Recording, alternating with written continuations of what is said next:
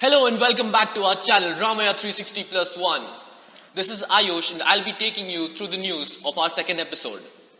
The headlines for this episode are: Journalism Department of Ramaiah College of Arts, Science and Commerce hosted the inauguration of the first ever newsletter and YouTube channel 360 plus 1. The Ramaiah institutions celebrated the Ramaiah Habba on the 16th of September. The Department of Microbiology of Ramaiah's College of Arts, Science and Commerce hosted a seminar on symposium in nanotechnology. The Under 25 Summit, India's largest youth festival, was hosted in Ramaiah campus. The event, Size Zone, was organized by the DNA Club of the Life Science Department. There was a blood donation camp which was organized in the Ramaiah College of Arts, Science and Commerce campus. Also, stay tuned till the end of the episode for the feature story along with the Vox Pop. Now, the news in detail. The Journalism Department of Ramaiah College of Arts, Science and Commerce had the inauguration of the YouTube channel and the newsletter Ramaiah 360 plus 1. The inauguration was done by the principal, Dr. A. Nagratna, the vice principal, Dr. Jairam, and the HOD of Humanities, Dr. Anuradha Ramanan. The principal also wished the team for creating history, as such an initiative has never been taken before. She also mentioned that knowledge in the field of journalism is not acquired inside the four walls of a class but on the field. The Ramaiah Habba was hosted by Ramaiah College of Arts, Science and Commerce on the 16th at Murlivana, which was supervised by Mr. B.R.S. Murthy. This Habba had a total of 14 events, which included group singing, group dance, solo dance, and also a band performance. He, talking to our fellow reporters, said the following.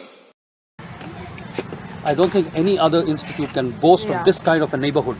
Yes. Okay? Yeah. And it is imperative that we all come together, we share our resources, we share our camaraderie, we share being together. And we all are the Ramayas. So This Ramaiah Habba started in January 2018 as a singular platform to provide and facilitate explosion of talent in the campus. Right? This platform is open to students, to the faculty, and to the non-teaching staff of the Ramaiah Group of Institutions. On the 19th September, the Department of Microbiology in Ramaiah College of Arts, Science and Commerce had a symposium on nanotechnology, fundamentals, applications, and commercialization. The event was inaugurated by the principal, Dr. A. Nagratna. Lighting of the lamp. Professor Pushpa H., HOD, Microbiology, presented the guest, Dr. Bhushan Tole, IISc, with a sapling. Dr. Bhushan then talked about nanotechnology and its applications. The succeeding speakers presented their research projects on histopathological cells, cancerous cells, and their deduction using nanotechnology. On the same day, Ramaiah institutions hosted India's largest youth festival, the Under 25 Summit. This show was emceed by Navneet Krishna, the host of RCB 12th Man TV. The event started off with a talk on Are We the Best Generation Yet? By the co-founder of Under 25, Anto Philip, followed by an open mic session by our own students. After which, the comic stunt fame, Sejal Bhatt, talked about comedy as a career and also interacted with the crowd. Another guest, Anup J. Kath, founder and partner at the 1st December Films, talked about his journey as a photographer, inspiring all of us with his photography and editing skills. But the most awaited part of this event was the interactive session by the well-known YouTubers Vineet Kumar and Nasser, the founders and creators of Jod Indian. Finally, the event concluded with an amazing rap performance by the Hanuman kind, which set everyone's hand up in air and legs dancing.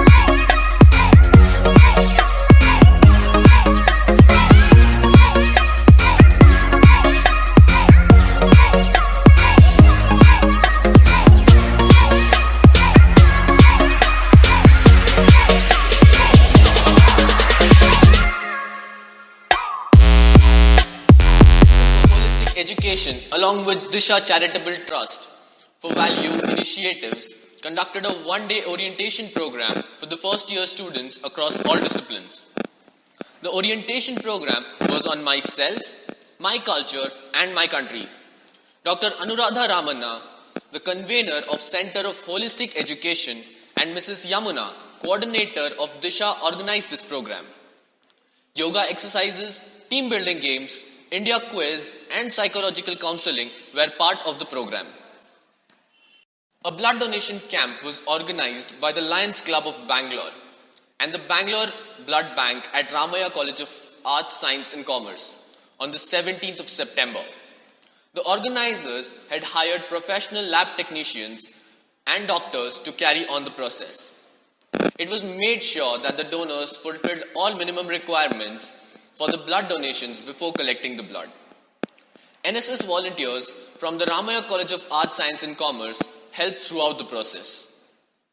On the 17th of September, a journalism workshop was organized by the Department of Humanities in the Ramaiah College of Arts, Science and Commerce. The session was graced by Professor Mrs. Kanchan Kaur, a veteran journalist. The session educated the students about different aspects of journalism. The students showed keen interest in the subject, making the workshop more interactive and informative. The event ended with a small Q&A session.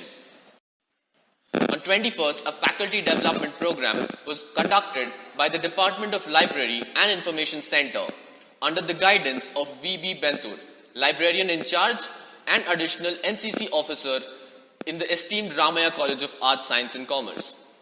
The program had scheduled with 5 sessions.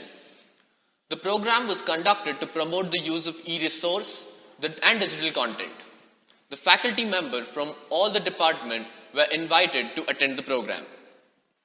The Shakespearean Club of the Department of English organized the Literaria Extravaganza on September 26th and 27th.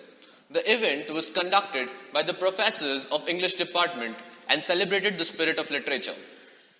The lighting of the lamp was done by our principal, Dr. A. Ragnatna, B.R.S. Murthy, and the vice principal, Mr. B.S. Jairam. Dr. Padmavati was the chief guest of this event. Many competition was conducted in this event. Now let's talk about the feature story. This is something we as commuters or pedestrians face in Bangalore every day and hence is one of the most discussed issues amongst people. Why is Bangalore turning into a traffic city? Reporters are covering this. Let's hear it from the field.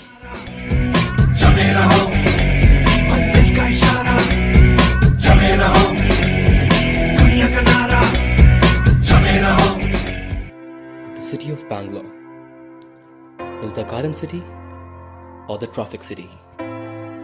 Clogged roads, long traffic jams, vehicles stuck on the road. All of this is all a common sight in Bangalore.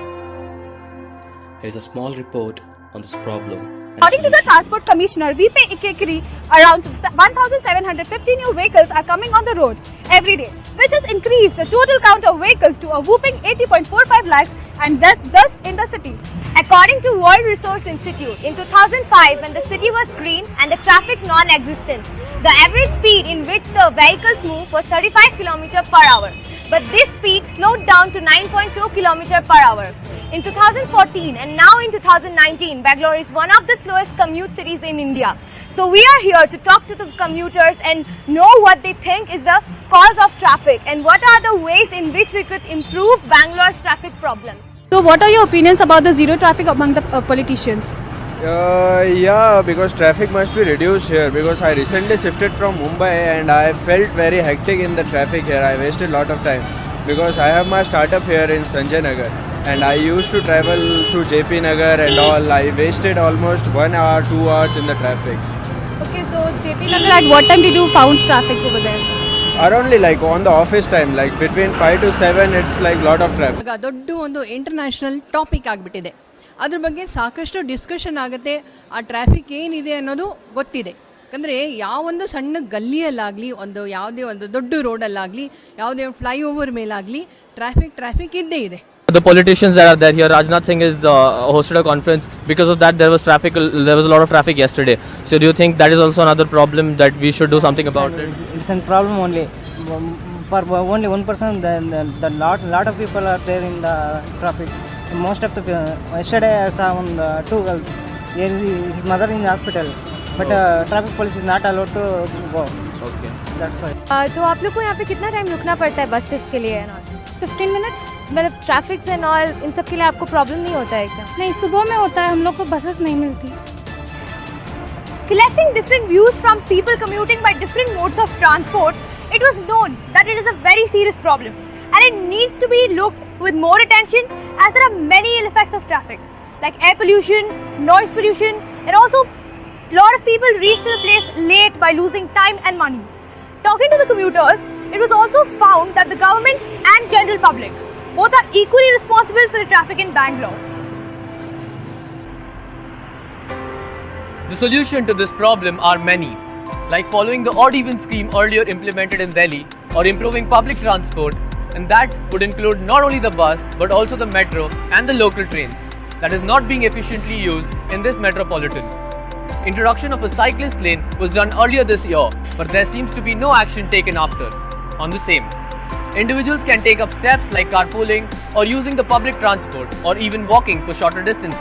We have to ask ourselves a question every time we become a reason for the traffic.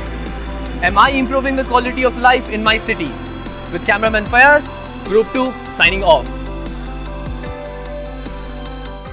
Let's move on to the most interesting segment of this episode, the Vox Pop, wherein we ask people a general question.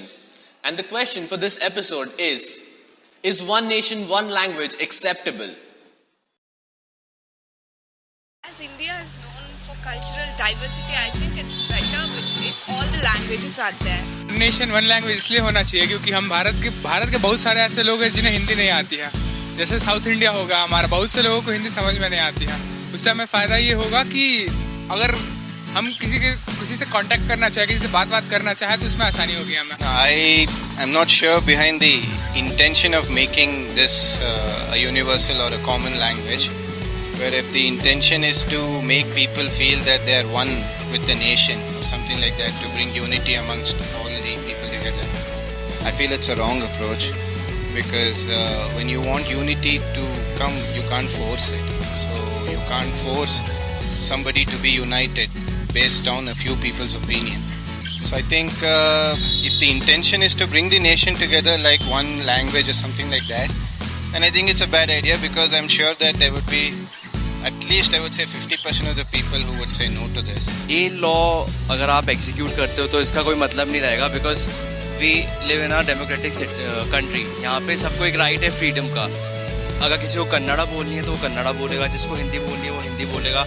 आप किसी पे implement नहीं कर सकते कोई भी चीज़. You can't force anything to anyone. हम कोई एंशिएंट वर्ल्ड में तो रह नहीं रहे, so you can't force anything on to someone. So I don't think ये पॉसिबल हो पाएगा. ಕನ್ನಡ ಬಂದು ನಮ್ಮ ಮಾತೃಭಾಷೆ, ಅದನ್ನ ನಾವು ಯಾರು ಸಡನ್ ಆಗಿ ಬಂದ್ಬಿಟ್ಟು ಹಿಂದಿದಲ್ಲೇ ಮಾತಾಡಬೇಕು, ನೀವು ಇದೇ ಲ್ಯಾಂಗ್ವೇಜ್ ಯೂಸ್ ಮಾಡಬೇಕು ಸಡನ್ ಆಗಿ ಅಂತ ಹೇಳಿದವಾಗ ಅದು ಆಗಲ್ಲ. ಯಾಕಂದ್ರೆ ನಾವು ಇಷ್ಟು ದಿನದಿಂದ ಕನ್ನಡ ಮಾತಾಡ್ಕೊಂಡು ಬಂದ್ಬಿಟ್ಟು ಇಲ್ಲಿ ಸಡನ್ ಆಗಿ ಹಿಂದಿ ಮಾತಾಡು ಅಂತ ಅಂದರೆ ಯಾರು ಮಾತಾಡಲ್ಲ. ನಮ್ಮ ಲ್ಯಾಂಗ್ವೇಜ್ ನಾವು ಯಾವತ್ತೂ ಯಾರು ಬಿಟ್ಕೊಡೋದಿಲ್ಲ. ಆ್ಯಂಡ್ ನಾವು ಯಾವತ್ತಿದ್ರು ಕರ್ನಾಟಕದಲ್ಲಿ ಇಟ್ಕೊಂಡು ಹಿಂದಿನಲ್ಲಿ ಮಾತಾಡೋರ್ನೆಲ್ಲ ನಮ್ಗೆ ಇಷ್ಟನೂ ಆಗಲ್ಲ ಆ್ಯಂಡ್ ಯಾರು ಬಿಟ್ಕೊಡೋದು ಇಲ್ಲ. ಇದು ಹೋರಾಟ ಮಾಡೇ ಮಾಡ್ತೀವಿ ನಾವು. With those interesting answers, we conclude this episode. Stay tuned on the Ramaiah 360+1 for the next episode.